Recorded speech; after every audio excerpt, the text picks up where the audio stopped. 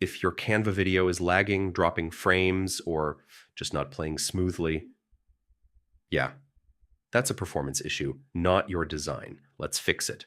First, simplify your timeline. Too many clips, animations, and effects can overload Canva.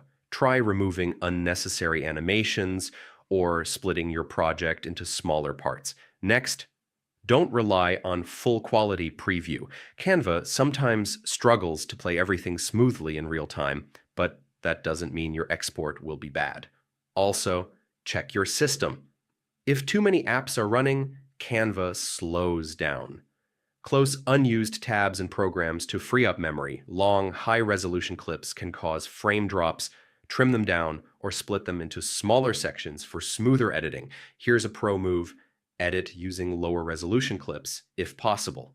Then swap back to high quality before final export. If it's still lagging, refresh Canva or try a different browser.